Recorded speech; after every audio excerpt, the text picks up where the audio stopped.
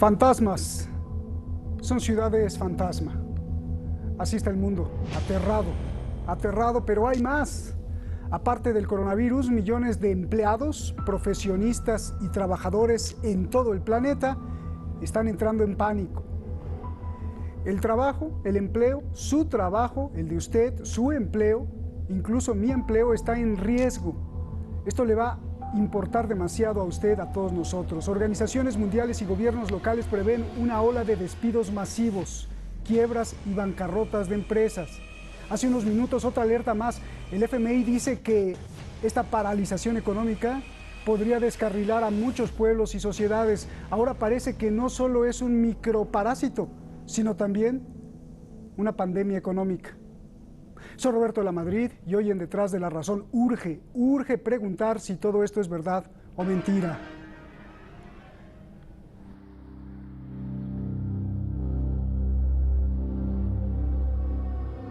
Déjeme decirle que esta situación a cualquiera que sea una persona estable, equilibrada, le puede mover el piso. Si no consigo trabajo en abril, no sé qué voy a hacer en mayo. Como estas personas, muchas, incluido usted, ojalá que no, pero podría perder su trabajo. Millones de personas se quedarán sin empleo, alerta la Organización Internacional del Trabajo. En el mejor de los casos, si el impacto es contrarrestado por los gobiernos, se perderán 5.3 millones de empleos. Y en el peor escenario, 24.7 millones de personas serán testigo de la destrucción de su trabajo. La causa, usted ya la sabe. Debido al brote de coronavirus, muchos países pusieron en cuarentena ciudades y restringieron el movimiento de los ciudadanos. Todos a sus casas, algunos con multas y otros con mano dura. Esto provocó la disminución de la actividad económica en círculo vicioso. Fábricas paralizadas, negocios cerrados, menos producción, menos ventas, menos oferta, menos recursos y menos empleos, particularmente en los sectores manufacturero y de servicios. Estados Unidos es uno de los ejemplos más claros de la crisis laboral que enfrentan todos los trabajadores del mundo. Tan solo en Estados Unidos, 3.3 millones de ciudadanos han pedido subsidio por desempleo, un número récord, y se pronostica más. Se perderán 1 millón de empleos por mes. El confinamiento de la población, el cierre parcial de las fronteras y las medidas de distanciamiento social se han cebado con restaurantes, cines, gimnasios, aerolíneas, hoteles. I mean, it's tough. I have 2 kids in school and they're in high school and now school is done for the rest of the year and I have another son who's working and he's in the same predicament. Pretty much was told we're closing. He just filed for unemployment. Y no es solo Estados Unidos, es en todo el mundo. Desde China hasta Egipto o de Italia a Argentina, están en alerta laboral. En México, un empresario advierte que si la gente se queda en casa, se enfrentará a algo mucho peor. Pidió a todos que salgan a trabajar y enfrenten al coronavirus. Todo cerrado, escuelas vacías, hoteles vacíos, restaurantes vacíos, parques sin gente. Esto no puede ser. Esto no puede ser. La vida tiene que continuar. Aseguró que la mayoría de los casos de coronavirus no son mortales y que el 90% de las personas infectadas van a superar la enfermedad. Sabemos que el miedo es muy mal consejero. Y hoy nos han metido a todos el miedo a morir por el virus. Debemos olvidarnos de la ecuación equivocada, que virus es igual a muerte. No es cierto. Lo que sí sería mortal es el aislamiento y la crisis económica, que dejaría a millones de personas sin empleo, sin servicios y sin comida, afirmó. En México, la inmensa mayoría de la población no vive de un sueldo, no vive de sus ahorros, no vive del gobierno. La inmensa mayoría de la población vive al día.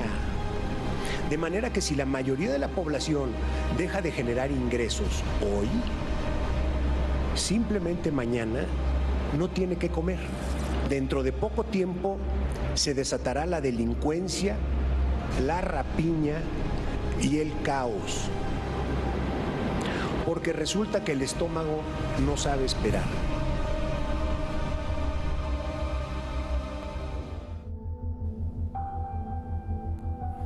Ahí está, así. Por eso guardé un poquito de silencio entre ciudades fantasmas. Muchísimas gracias a usted. Muchísimas gracias siempre por sus oraciones. De verdad, se lo agradezco mucho y su preocupación.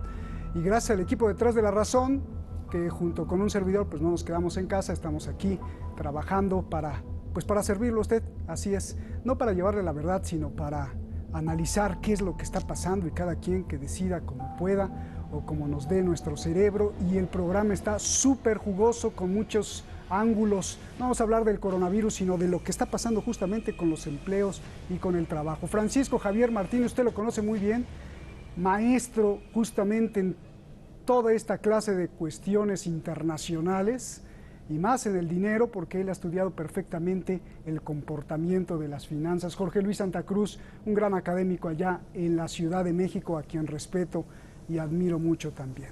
Gracias a los dos por estar aquí. Vamos a la pregunta más importante primero y luego vamos a las particulares. Francisco, mucha gente, te pregunto, mucha gente se quedará sin trabajo.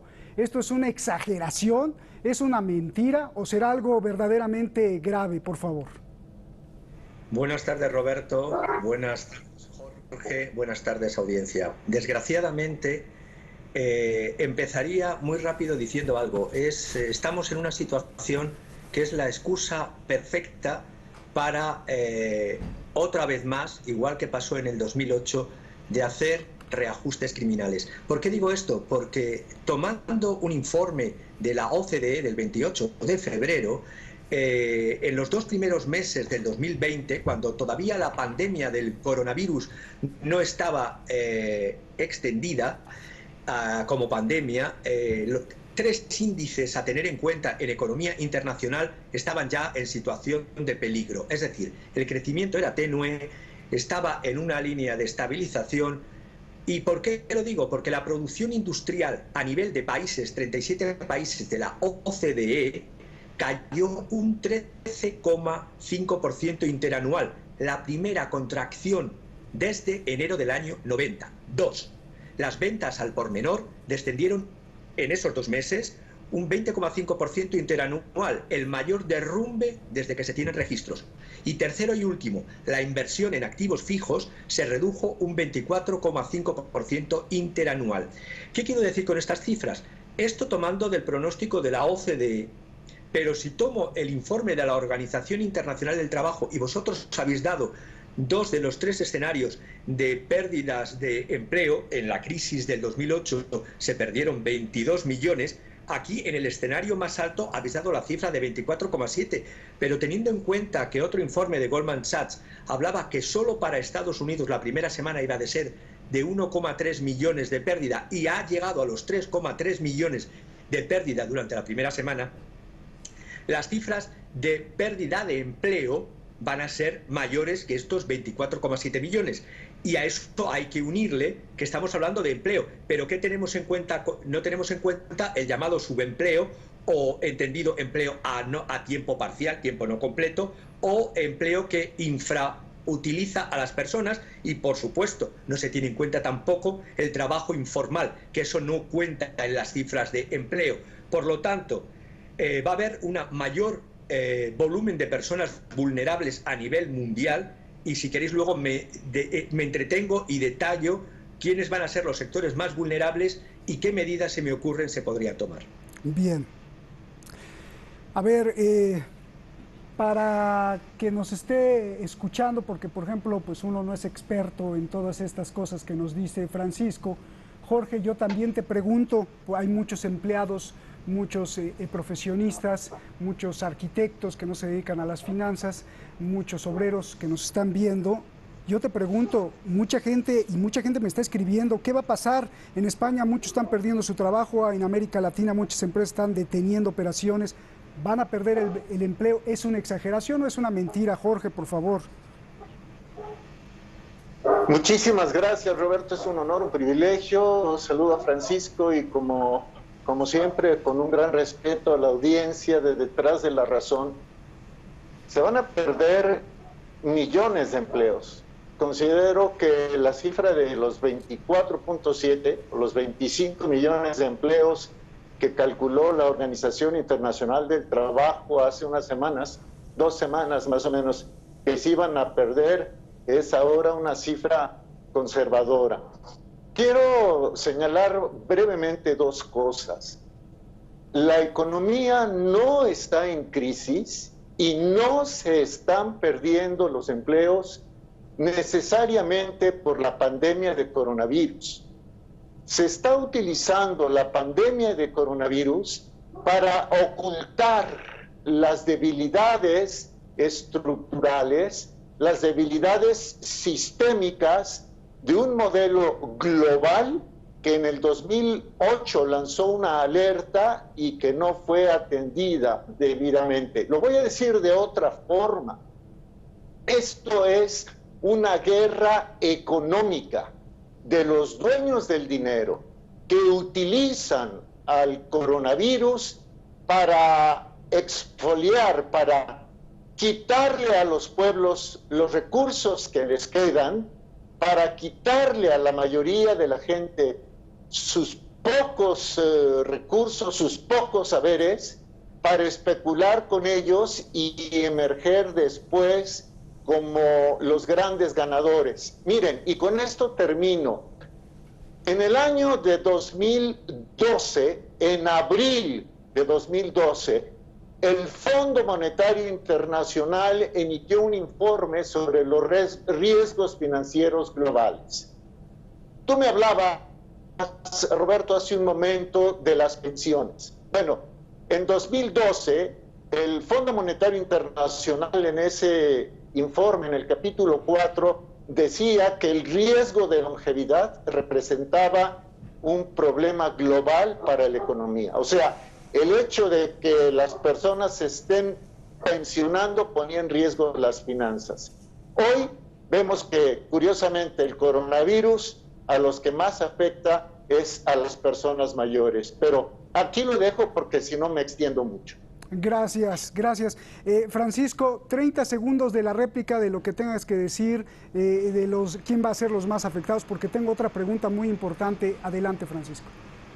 Sí, quería señalar justamente que los más afectados van a ser las personas con afecciones de salud subyacentes, las personas mayores que tienen mayor riesgo de desarrollar problemas de salud, los jóvenes con tantas tasas de desempleo y de subempleo y de infraempleo, los trabajadores mayores, ya lo vimos con la epidemia de MERS, y luego sectores, el turístico, viajes, comercio, minorista, más vulnerables, sector servicio. Pero es que pondría un ejemplo muy rápido.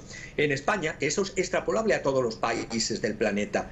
España tiene un PIB, por ejemplo, quedaros con estas cifras, de 26,4 billones de dólares. Si este es el PIB de toda España, hay una serie de personas ricas, ultra ricas en España, por ejemplo, el dueño de Zara, que tiene un patrimonio a comienzos del 2020 de casi el doble, de 58 billones de dólares. Su hija,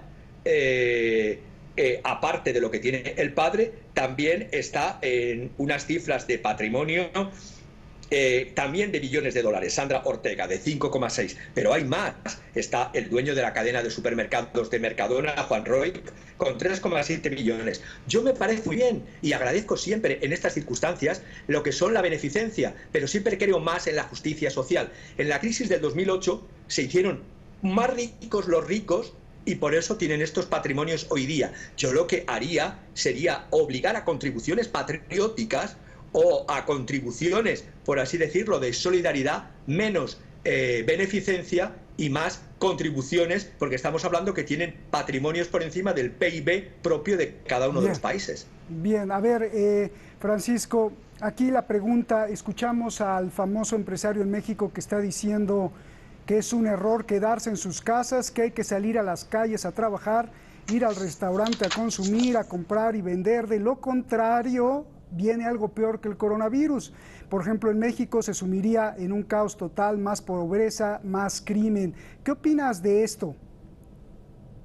Yo opino que la riqueza la crea y el trabajador. Por lo tanto, si este señor, que es un gran empresario mexicano, el cual desconozco, dice esa barbaridad, el dinero no está desapareciendo, como ha dicho antes mi contertulio. La riqueza no ha desaparecido con el coronavirus. Lo único que hay es que los grandes poseedores, los grandes tenedores de la riqueza, no quieren no solo no perder, sino también ajustar y decir a las personas, aparte del miedo de una enfermedad, que si bien es verdad, es mortal para unas franjas de población mayor que para otras, no deja de ser mortal. Por lo tanto, señores ultra ricos, y no es un discurso populista el que estoy haciendo, la riqueza se crea por todas las personas que forman parte de una nación. Si estás recomendando salir, lo que tienes que hacer es tú salir el primero y exponerte.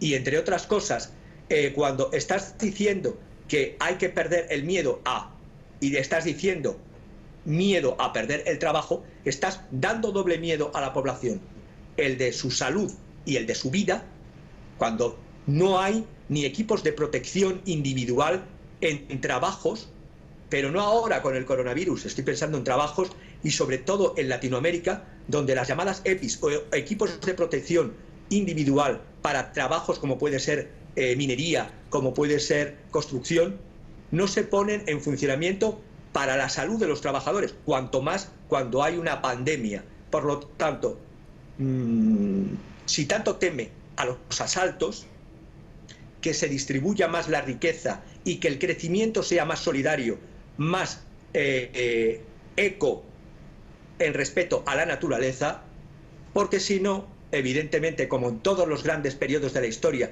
después de la peste en la época del Imperio Romano o la peste del siglo XIV, vienen revueltas, revoluciones y vienen situaciones de cambio social y de cambio de época y de cambio de élites falsas y que encima explotan y matan. Esto aplicaría no solo para el millonario mexicano, sino para todos los millonarios de todos los países del mundo, ¿verdad, Francisco? Per tutto il mondo.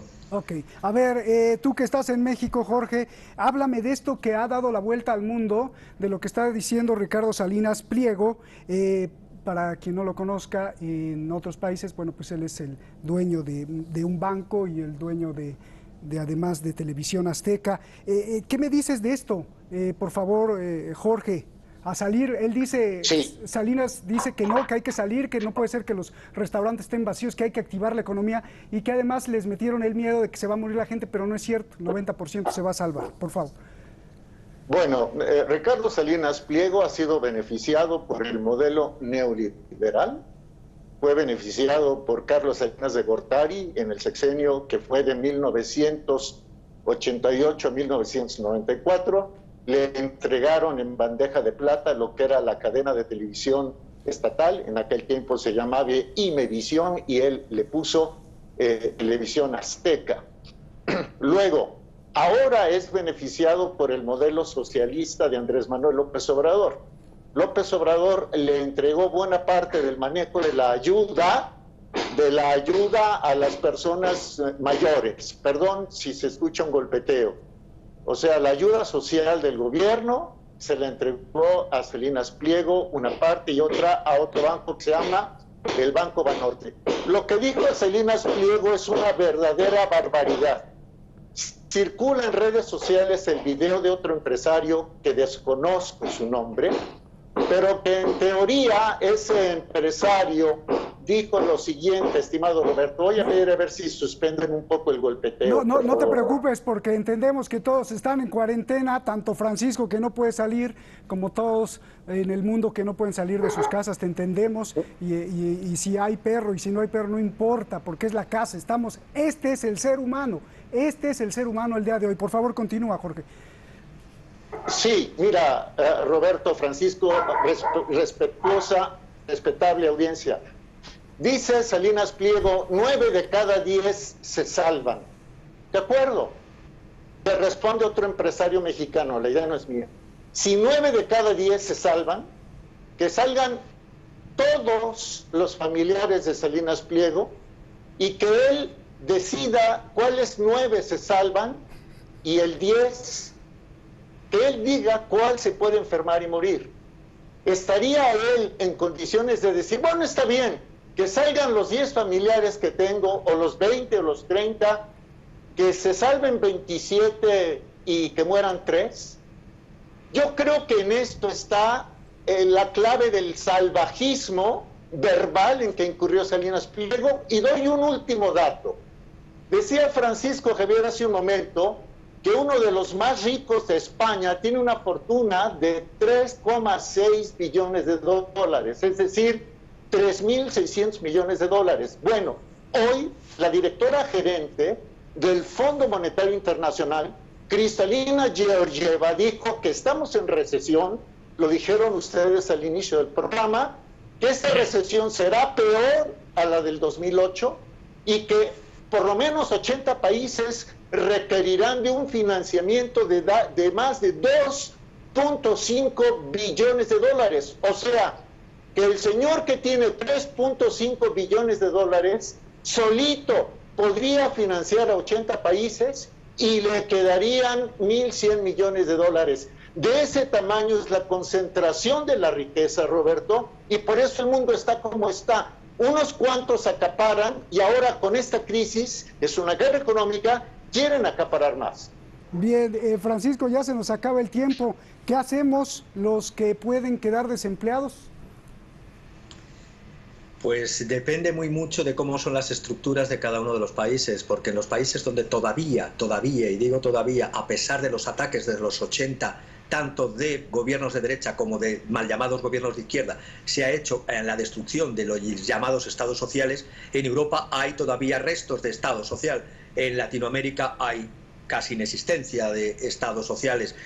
Yo creo que la conflictividad social y la supervivencia está por encima de cualquier consideración. Y por lo tanto, si las clases dirigentes son tan sumamente acaparadoras de riqueza, como ponía el caso de un señor que se ha olvidado, mi contertulio, que he dicho, el primero en España es 58 billones de dólares.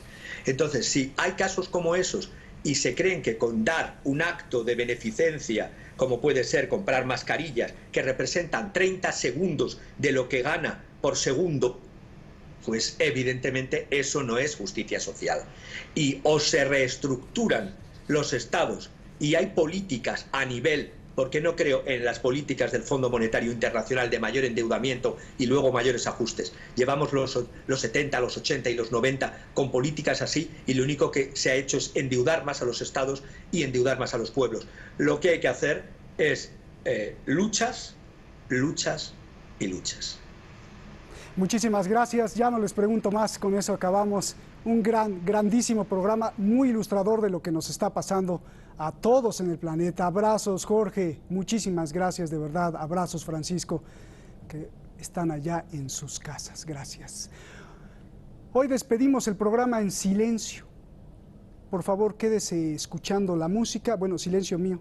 Quédese escuchando la música, observe las imágenes y reflexione sobre los vacíos y fantasmas que tenemos cada uno de nosotros como seres humanos. Buenas noches.